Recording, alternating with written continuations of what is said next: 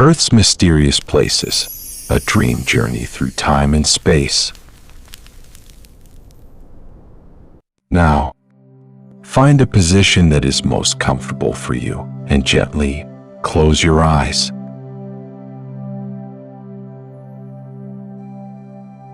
Imagine that we are, at this moment, inside a vast and ancient library. This library has no end. Towering shelves stretch upwards to a dome you cannot see. The air is filled with the scent of old paper, of leather, and a faint hint of pine. Warm light glows from old-fashioned table lamps, illuminating the golden dust motes that float slowly in the air. In the entire world, there is nothing left but us, and countless stories waiting to be read. Now follow me as we walk to the deepest corner of the library. There sits a massive table made from a single slab of oak. Upon the table lies an equally massive leather-bound ancient atlas. Its pages are slightly yellowed, the edges gently curled. Drawn upon them is the blue planet we all call home. Tonight we will become travelers in a dream. Our fingers will gently brush across this ancient map, stopping at random on corners shrouded in mist and forgotten by time. We will use our imagination to visit the most mysterious places on Earth. We will not seek answers. We will only feel, listen, and immerse ourselves. Are you ready? Our first journey is about to begin.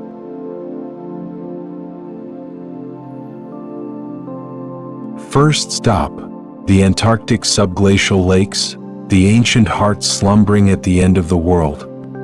Our fingertips first glide across the bottom of the map, stopping on the widest, most desolate continent on Earth, Antarctica.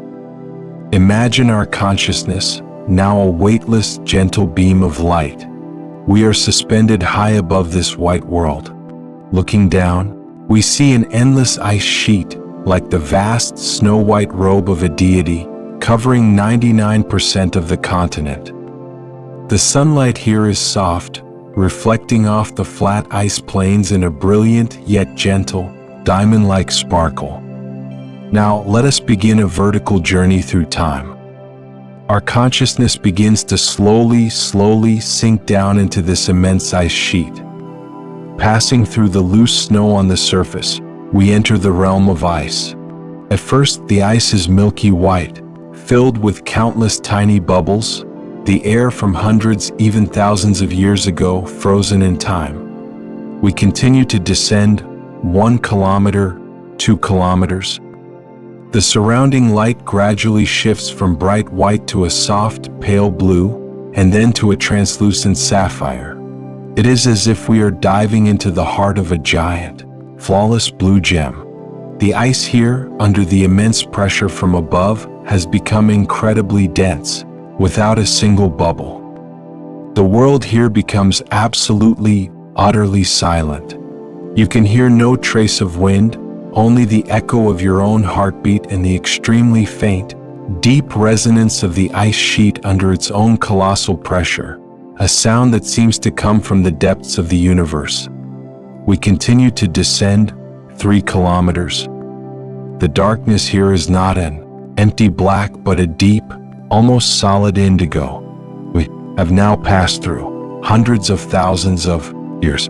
The snow that fell when mammoths roamed the northern steppes is now just above us.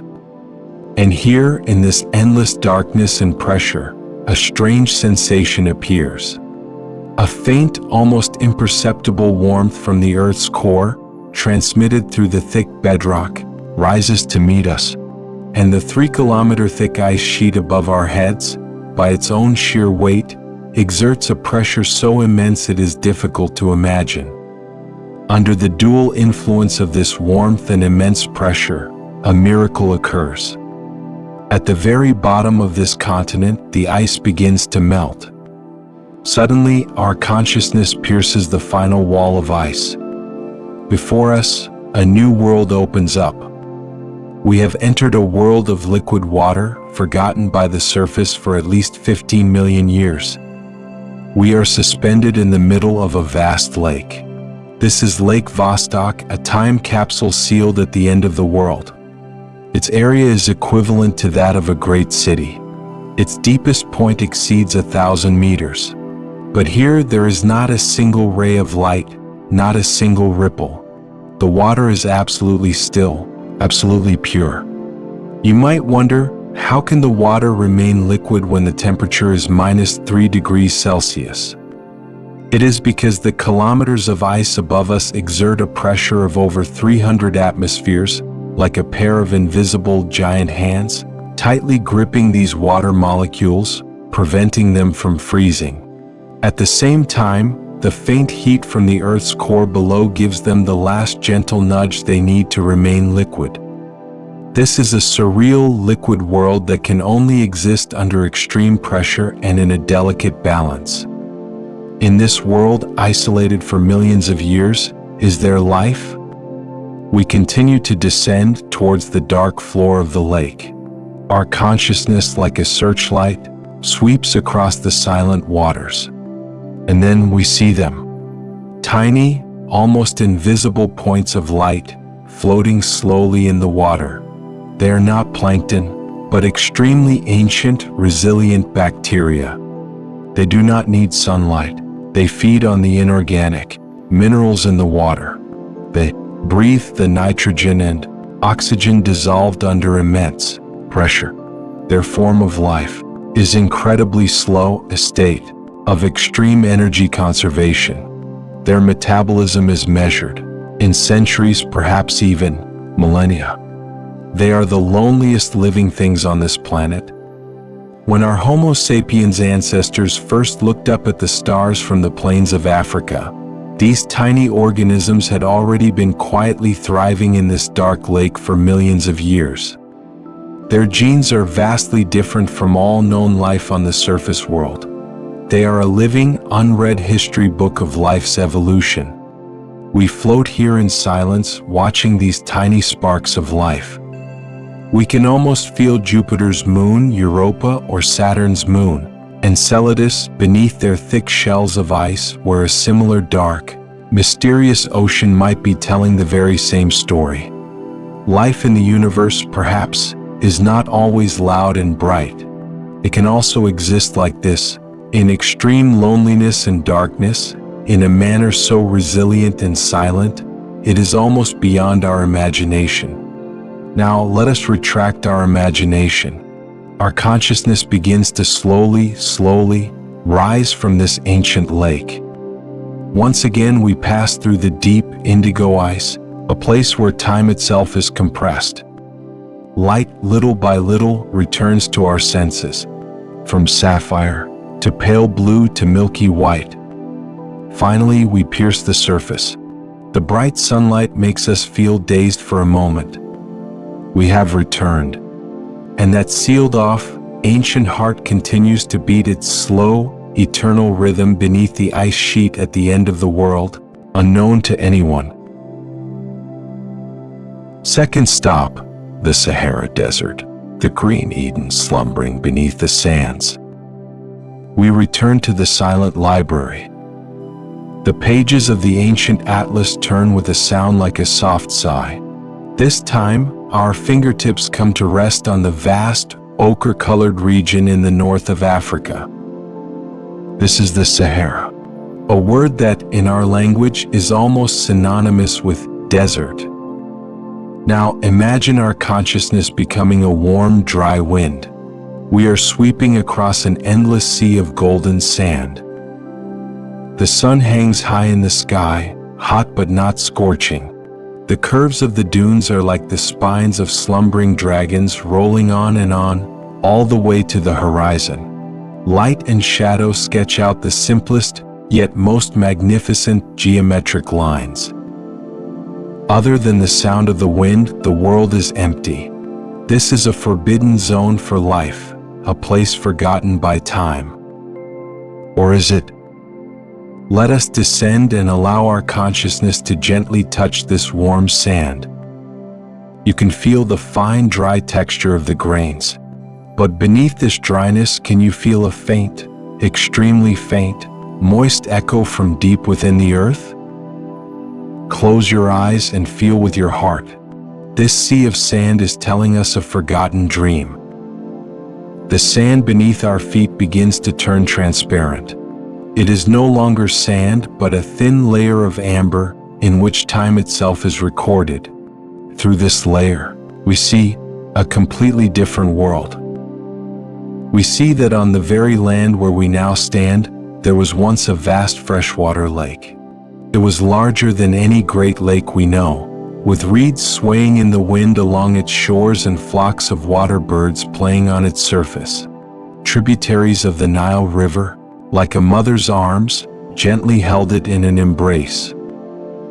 That was the sight 250,000 years ago. The Sahara then was not a sea of sand, but a green garden of Eden.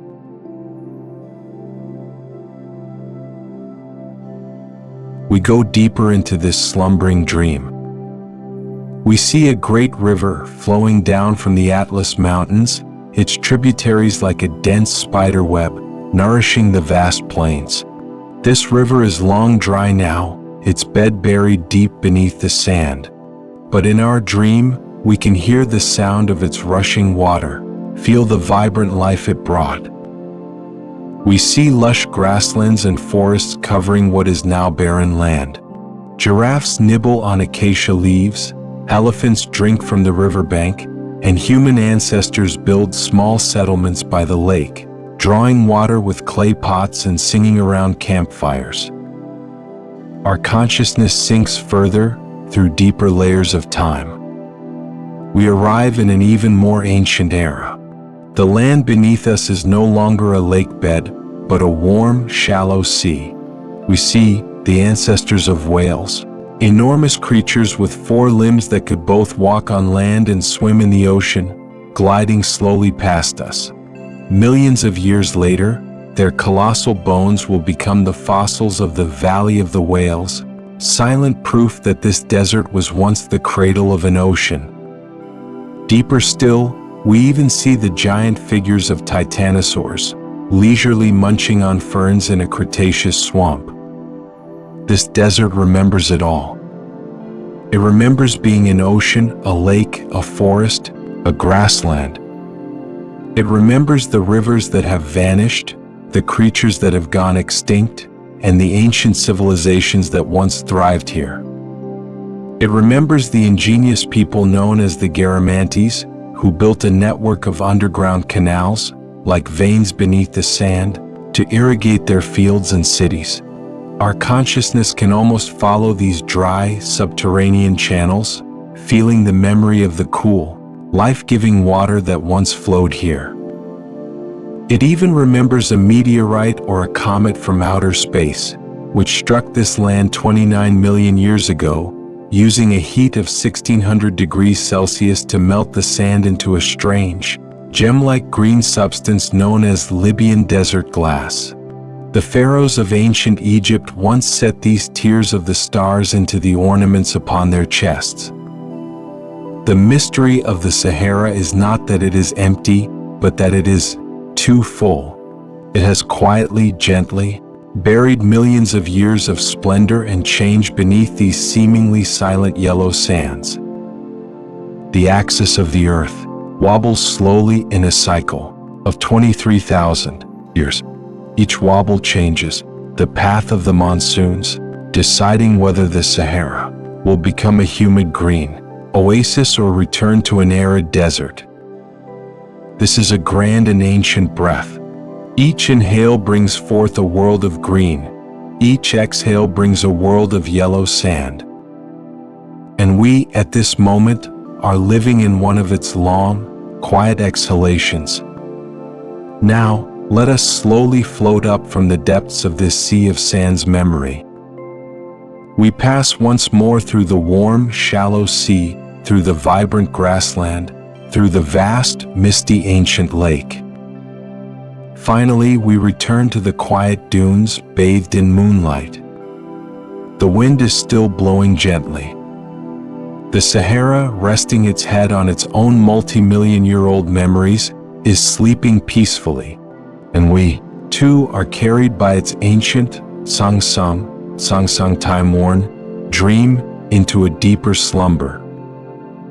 Third stop, the Great Pyramid of Khufu, delving into the pharaoh's eternal dream.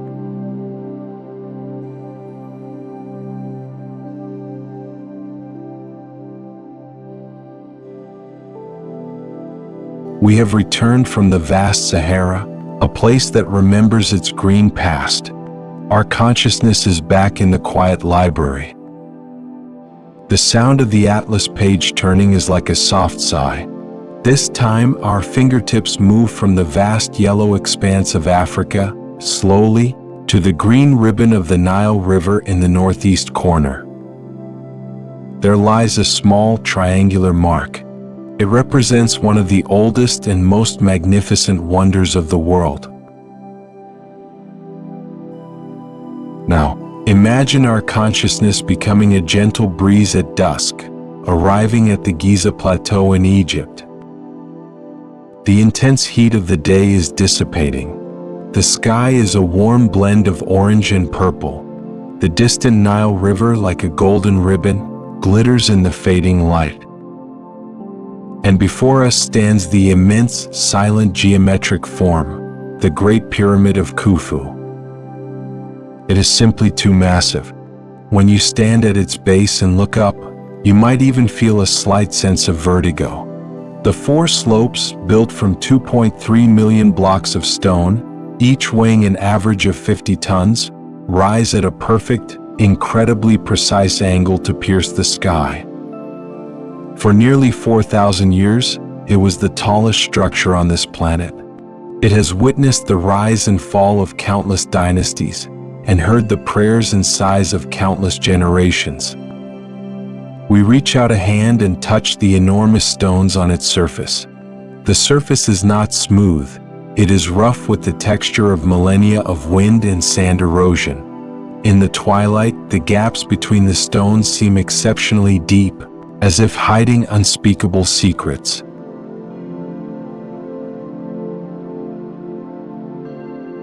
Now let us begin a deeper inward exploration. We will not use the original entrance on the north face. Instead, we approach an opening known to later generations as the Robber's Tunnel. The name itself is filled with stories. Imagine we are bending down, squeezing into this narrow passage, carved out by unknown hands centuries ago. Instantly, the last sliver of light and the sound of the wind from the outside world are cut off. A dry, cool air, mixed with the scent of dust and ancient stone, envelopes us. Here it is absolute darkness, absolute silence. The only sound we can hear is the faint, almost non-existent echo of our own imagined breath. This is the first step into eternity. We continue through this narrow passage, deeper into the pyramid. Then, we arrive at an intersection and turn into another, even older, ascending passage. The slope here is steep and the space remains narrow. We can feel the invisible, immense pressure of the millions of tons of stone above us. But this pressure is not frightening. Instead, it brings a strange sense of security, of being enveloped by thick, heavy history. We continue to ascend, as if climbing the ladder of time step by step towards the heart of this structure. Suddenly, the space before us opens up. We have entered the magnificent Grand Gallery. The ceiling here is nearly 9 meters high. The walls are built at a strange inward-leaning angle, forming a towering, solemn, corbelled arch. Our consciousness floats here, ascending slowly. We can almost see thousands of years ago the pharaoh's massive sarcophagus being transported by countless workers, step by step, through this very passage to its final resting place. We can almost hear the echoes of their ancient chants reverberating in this gallery. Passing through the Grand Gallery, we arrive at a chamber constructed entirely of granite. The walls are smooth, the seams between the blocks so precise that not even a piece of paper could slide between them. This is the king's chamber. In the center of the room rests an empty sarcophagus, also carved from a single block of granite. Its lid is long gone. Inside there is no mummy of a pharaoh, no priceless burial goods, only a thin layer of dust, accumulated over thousands of years. There is nothing here, and yet it feels as if there is everything. We float silently in this stone chamber, feeling this ultimate, eternal emptiness. For millennia, countless tomb robbers, explorers, and archaeologists have come here, trying to find traces of the pharaoh and the legendary treasures. But in the end, all they found was this empty sarcophagus and a room full of silence. Perhaps Pharaoh Khufu never intended to be buried here. Perhaps this colossal structure was not a tomb at all. It might have been a grander monument, an instrument for calculating the stars and connecting the heavens and the earth, a declaration of the pharaoh's immortal will to the universe. With astonishing architectural precision, he hid the secret of pi within the pyramid's proportions. With this empty sarcophagus, he posed an ultimate question to future generations, a question about existence and nothingness that has lasted for 4,500 years.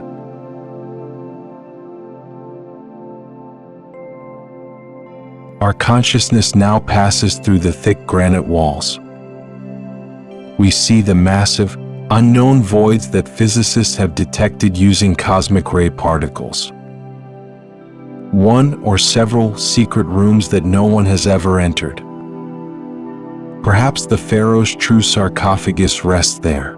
Or perhaps, like the king's chamber, they too are empty. They might simply be the breathing spaces of this giant structure, a testament to the builder's genius in distributing the immense weight. We do not guess. We simply, silently, sense the existence of these voids. They are like the solidified, silent breaths of the pyramid in its deep slumber.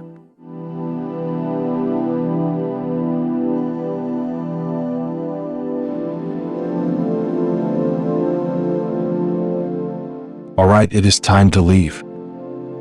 Our consciousness begins to float slowly outward from the heart of this pyramid.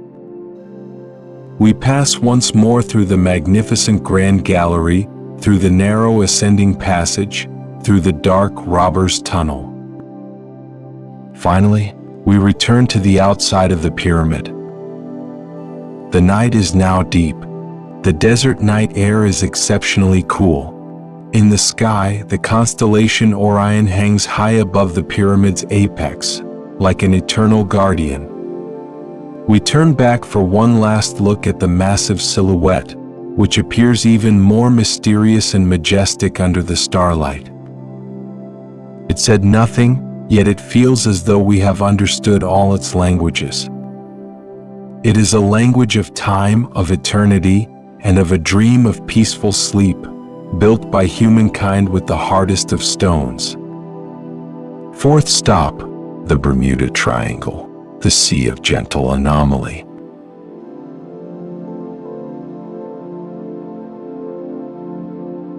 We slowly withdraw from the eternal silence of the pyramid. Our consciousness returns once more to the quiet library. The sound of the atlas page turning is like a soft sigh.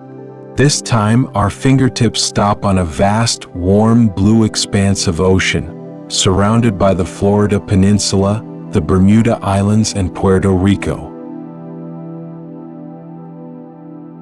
This is the place where, legend says, compasses fail, planes lose their way, and ships vanish without a trace.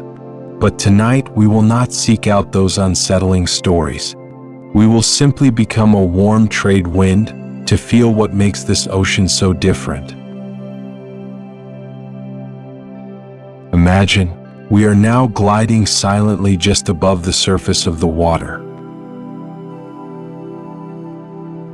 The warm currents of the Caribbean, the Gulf Stream, and the deep, cool currents of the Atlantic all meet, spiral, and dance in the depths of this region. They form countless enormous, slow-moving eddies, invisible to the naked eye. This causes the temperature and density of the seawater to be in a constant state of wonderful change. We see an old sailing ship. Its crew is not panicking. They have put away their compasses and are navigating by the ancient wisdom of the stars and the wind, drawing a graceful course through these shifting waters. We see pods of dolphins leaping from the water. They seem to particularly love these currents, chasing each other playfully in the waves without any fear. Now let us sink beneath the waves. The landscape here is far more spectacular than the surface. Great seamounts rise from the abyssal plains, their bodies covered in limestone formed from minuscule organisms over hundreds of thousands of years. Here, too, are the northernmost coral reefs on Earth, building a colorful, submerged palace in the deep blue. We continue to descend to the edge of the continental shelf. We see that beneath the thick sedimentary rock, vast quantities of ice-like crystals known as methane hydrates are sequestered. They are like ancient, imprisoned gases sleeping silently. Occasionally, due to a slight shift in the Earth's crust, a wisp of methane gas escapes from a fissure in the rock, forming a string of crystal-clear bubbles that rise slowly. When these bubbles reach the surface, they instantly change the density of the water, causing a patch of white foam to appear. If a ship happens to be passing over, it will suddenly lose its buoyancy, as if falling into a soft cloud with no support, and be gently, yet irresistibly, embraced by the sea. There is no struggle, no loud noise. Just a quiet and rapid descent. The mystery of this sea may not stem from any supernatural force, but from its own overly active and complex personality. It is simply breathing and pulsing, according to its own ancient laws which are unknown to us. Here we do not feel danger, but rather a grand and gentle beauty of anomaly that transcends our everyday laws of physics. Fifth stop, the Marianas Trench, the silent cradle at the bottom of the Earth.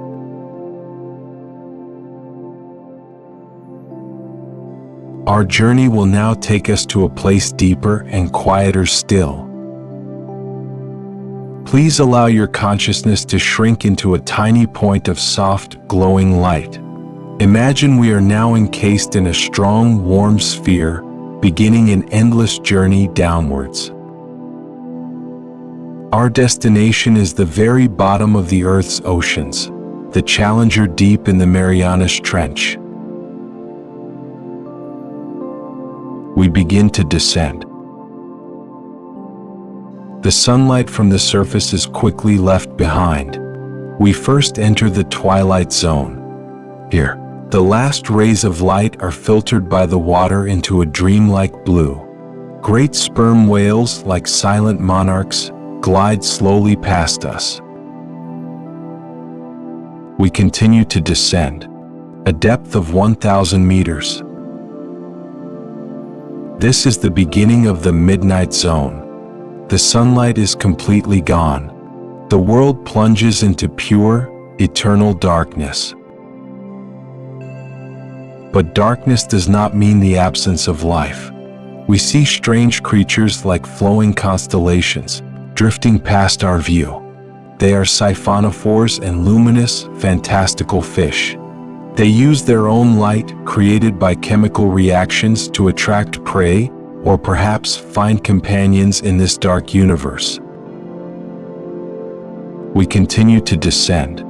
a depth of 6,000 meters. We pass the sleeping internet cables that connect the continents.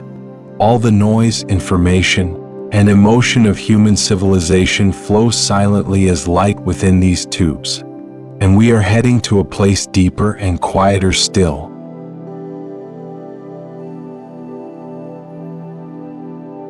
A depth of 10,000 meters. We have finally arrived at the bottom of our planet. The pressure here is immense enough to crush steel. The temperature is near freezing. This is a place hostile to life. And yet, life always finds a way. Our light illuminates the seemingly desolate seabed. We see white, flat fish gliding leisurely over the silt.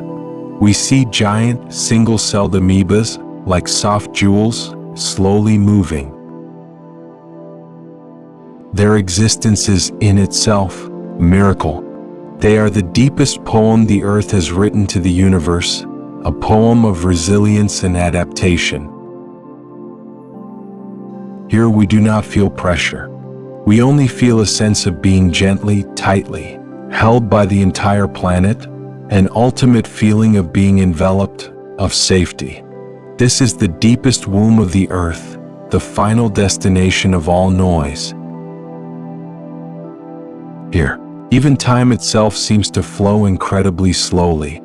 Every moment feels as if it could be stretched into an eternity.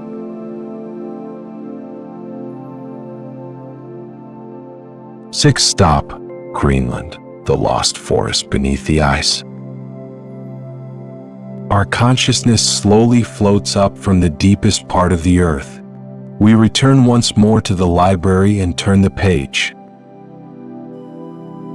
This time, we arrive at the other pole of the earth, Greenland.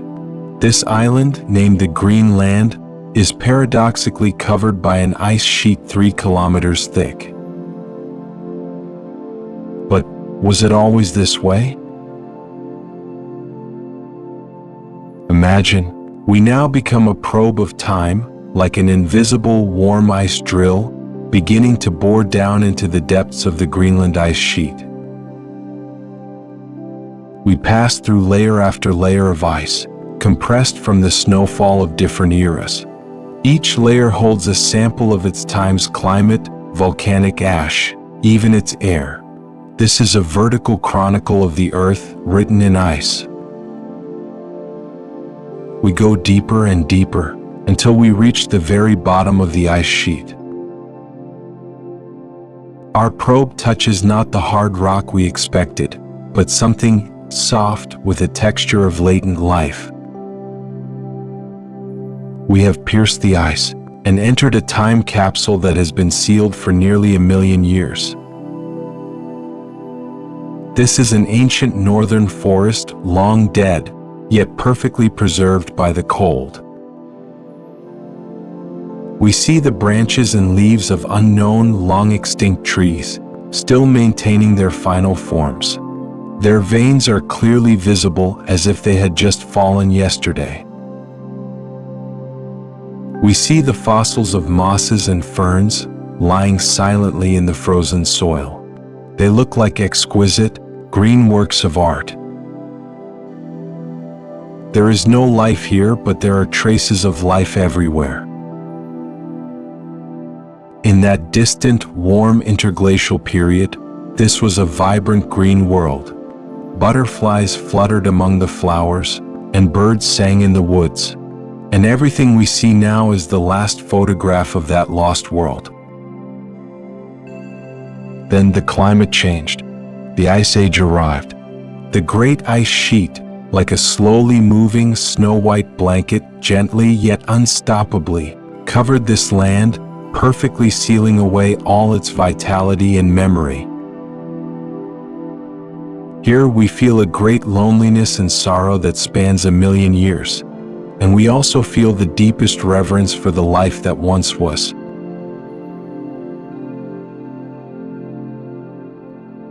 Seventh stop, the Amazon, the geometric ghost city in the rainforest. Our journey takes us from extreme cold to extreme warmth. The atlas guides us to the lungs of the earth, the vast Amazon rainforest. Imagine we are now a blue morpho butterfly, flying silently through the humid, warm air. Below us is an endless ocean of deep green canopy. Enormous trees like giant umbrellas slice the sunlight into golden fragments. The air is thick with the rich scent of plants, damp earth, and unknown flowers. This is the most biodiverse place on Earth, a carnival of life. But today, we will not look at the strange frogs or beautiful birds. We have been given a new kind of sight. Our gaze can now penetrate this thick, green curtain. And when we look at the ground, a miracle appears.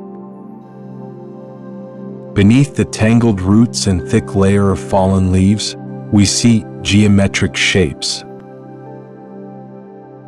We see huge, nearly perfect circular and square plazas built from rammed earth.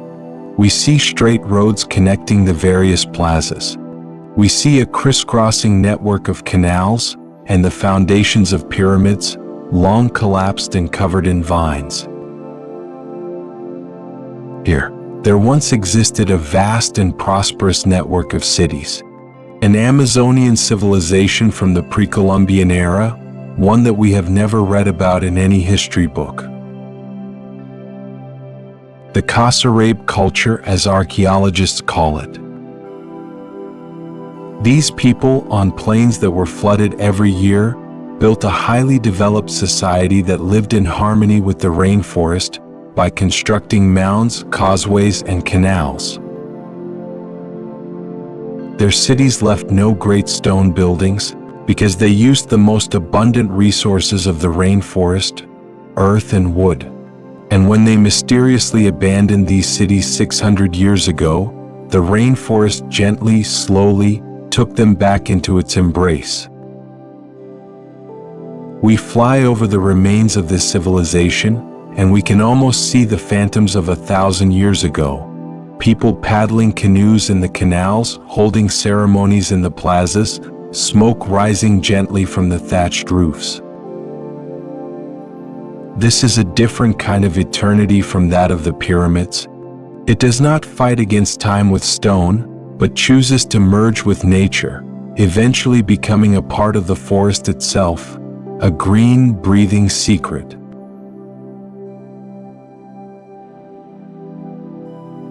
Eighth stop, Earth with Rings, a cosmic reverie of the future.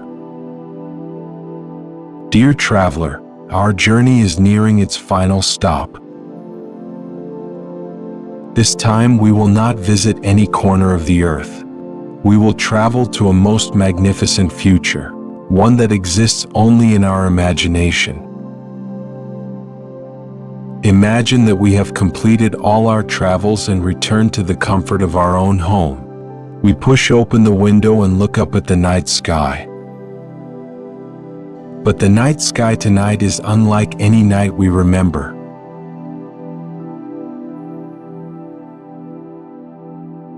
A giant, beautiful, glowing arch stretches across the entire sky.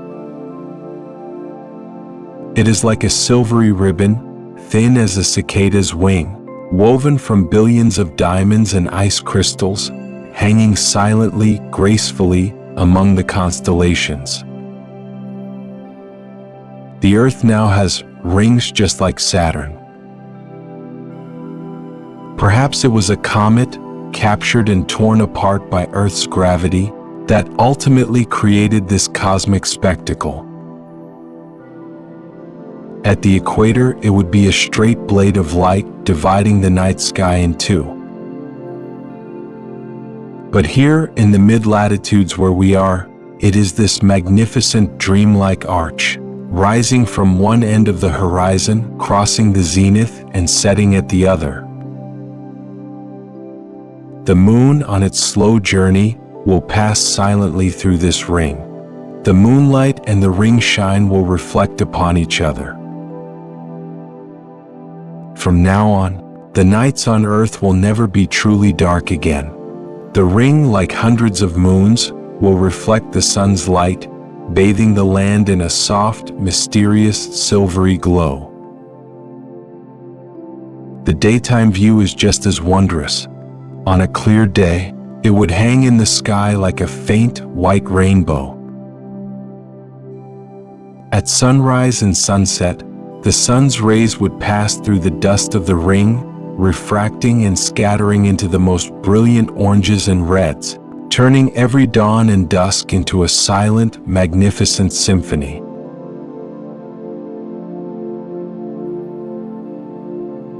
We will not think about its effects on satellites or the climate. At this moment, in this peaceful dream, we are simply pure admirers, quietly gazing up at this familiar yet alien starry sky. Feeling that sense of being gently embraced by the grandeur and beauty of the cosmos. This is the final and most magnificent stop on our long journey. The ending, closing the book, returning to slumber.